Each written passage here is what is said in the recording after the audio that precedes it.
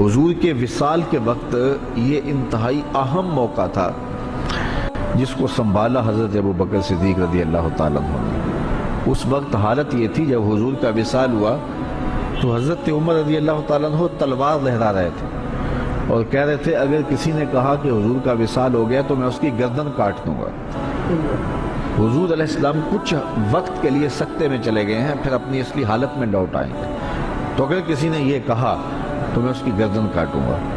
حضرت زید بن عبداللہ کے بیٹے جا کے اپنے باپ کو خبر دیتے ہیں باغ میں کہ ابا جان حضور کا انتقال ہو گیا، تو وہ وہی ہاتھ اٹھا کے اللہ کی بارگاہ میں عرض کرتے ہیں اللہم اذہب بصری حتی لا ارا بعد حبیبی محمد احد صلی اللہ علیہ وسلم۔ وہ کہتے ہیں اے اللہ میری آنکھوں کی بینائی اچک لے، میں ان آنکھوں سے اب حضور کے علاوہ کسی اور کو نہیں دیکھنا چاہتا۔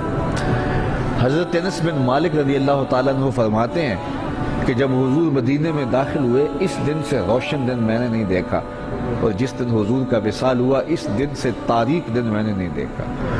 بلال حبشی شہر مدینہ چھوڑ گئے کہ اب ان گلیوں میں حضور نظر نہیں آتے تو شہر میں رہ کے اب کیا کرنا ہے۔ اسی طرح حضرت سیدہ فاطمہ رضی اللہ تعالی عنہا روتی تھیں اور ساتھ کہتی تھیں صبت علیہ مصائب لو انہا صبت علی الایام سرنا لیالیا، میرے اوپر جو مصیبتیں پڑ گئی ہیں اگر وہ دنوں پہ پڑ جاتی تو وہ مصیبتوں سے رات بن جاتے۔ وہ غضبہ نامی اونٹنی جو حضور کی سواری تھی، اس اونٹنی سے حضور کا ہجر برداشت نہ ہوا، وہ حضرت سیدہ فاطمہ زہرا کی دہلیز پر سر رکھ کر کے روتی رہتی تھی اور باقاعدہ اس حال میں اس نے انتقال کیا۔ وہ داراز گوش جس پہ حضور سواری کیا کرتے تھے جسے یافور کہتے تھے، وہ ایک اندھے کنویں میں چھلانگ لگا کے اپنی جان سے ہاتھ دھو بیٹھا۔ جب حضور چلے گئے تو ہم نے جی کے کیا لینا ہے۔ ایک عجیب رنگ تھا کائنات کا۔ اب اس حالت کے اندر کہ صحابہ کے اوپر ایک سنکت آ رہی ہے، حضرت عمر تلوار لیے کھڑے ہیں، اور ان حالات میں جو منافق تھے انہوں نے کھیل کھیلا، اور وہ کھیل کیا تھا، بڑا باریک چال تھی ان کی۔ انہوں نے کہنا شروع کر دیا واہ جی واہ، حضور کے موجود ہونے سے کیا رنگ تھا، کیا بہاریں تھیں، کیا نمازیں تھیں، کیا روزے تھے، کیا جہاد تھا۔ اب کس نے نماز پڑھنی ہے، اب کس نے روزہ رکھنا ہے، اب کس نے زکوٰۃ دینی ہے، اب کس نے حج کرنا ہے، اب کس نے اپنے مال کو پیش کرنا ہے۔ یہ تو ساری بہاریں ان کے دم سے تھیں، تو جب حضور وصال کر گئے ہیں تو اب کس نے یہ نیکی کے کام کرنے ہیں۔ اب پھر وہی قتل و غارت ہوگی، پھر وہی سب کچھ ہوگا۔ تو اس طرح سے انہوں نے یہ بات پھیلانی شروع کر دی۔ اب مجھے بتاؤ کہ یہ کتنا نازک موقع تھا، اور حالات صحابہ کے یہ تھے کہ ان سے سنبھلا نہیں جا رہا تھا۔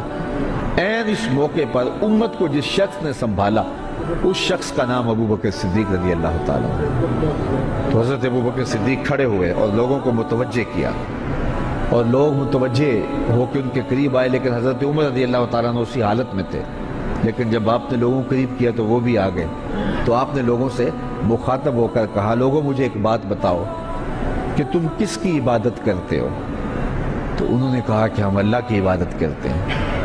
تو کہا کہ وہ تو حی ہے، وہ تو لا یموت ہے، وہ تو زندہ ہے، اس کو موت نہیں ہے۔ اور حضور اللہ کا فرمان اور حکم لے کر آئے تھے، اور جو ذمہ داریاں تھیں وہ نبھا کے حضور چلے گئے۔ اور پھر آپ نے وہ آیت پڑھی وما محمد اللہ رسول۔ صحابہ فرماتے ہیں ہمیں پتہ چلا کہ یہ آیت اس موقع کے لیے نازل ہوئی تھی، ہمیں پہلے کبھی اس کی طرف توجہ ہی نہیں ہوئی تھی۔ اور پھر فرمایا کیا جس دین کے لیے رسول اللہ نے اپنی ساری زندگی لگا دی، حضور نے اپنی ساری جوانی لگا دی، حضور نے ایک ایک لمحہ جس دین کے لیے صرف کر دیا، کیا حضور کے وصال کرنے کے بعد تم اس دین کو چھوڑ دو گے؟ صحابہ نے کہا کیوں چھوڑیں گے، ہم تو کھڑے ہوں گے اس دین کے لیے۔ تو کہا پھر حضور چلے گئے اور تمہارے کندھوں پہ یہ ذمہ داری ڈال گئے ہیں، اب اٹھو اس دین کا جھنڈا لے کے پوری دنیا کے اوپر نکلو۔ اور اس جملے نے امت کو کھڑا کر دیا۔ تو اس وقت منافقین جو چال چل رہے تھے اور اسلام کے خلاف جو باریک چال چل رہے تھے، اگر حضرت صدیق اکبر رضی اللہ تعالیٰ عنہ بھی اس وقت اسی حالت میں چلے جاتے جس حالت کے اندر باقی لوگ صدمے سے نڈھال تھے، تو مجھے بتاؤ کہ کون سنبھالا دیتا اور کون جو ہے وہ اس وقت امت کو سنبھالتا۔ تو حضرت ابوبکر صدیق رضی اللہ تعالیٰ عنہ نے اس موقع پر امت کو سنبھالا۔ دوسری بات یہ ہوئی کہ امت تقسیم ہونے لگی تھی، یہ بات طے ہونے لگی کہ انصار سے خلیفہ ہوگا اور ایک مہاجرین سے ہوگا۔ اس موقع پہ حضرت ابوبکر صدیق نے جا کے کردار ادا کیا اور امت کو اس نازک موقع پہ تقسیم ہونے سے بچا لیا۔ آج لوگ کہتے ہیں کہ ادھر حضور علیہ السلام کا جست انور پڑا ہوا تھا اور انہیں خلافت کے معاملے پڑے ہوئے تھے، اور میاں یہی تو کام تھا ذمہ داری کا جو کرنے کا تھا، جو حضرت سید صدیق اکبر نے کیا۔ اس وقت اگر نہ اٹھتے تو امت دو حصوں میں تقسیم ہو چکی ہوتی۔ تو یہ وہ احسان ہے حضرت ابوبکر صدیق رضی اللہ تعالیٰ عنہ کا کہ لہجہ ان کا بھی پھٹ رہا تھا۔ حضور علیہ السلام کی وفات کا جو صدمہ تھا وہ انہیں بھی تڑپا رہا تھا، بلکہ ایک زمانہ ایسا آیا کہ حضور نے صحابہ سے خطاب کرتے ہوئے فرمایا کہ اللہ نے ایک بندے کو اختیار دیا ہے کہ وہ اس دنیا کو اختیار کر لے یا آخرت کو اختیار کر لے، تو اس نے اس دنیا کی بجائے آخرت کو اختیار کر لیا۔ تو حضرت صدیق اکبر رو پڑے۔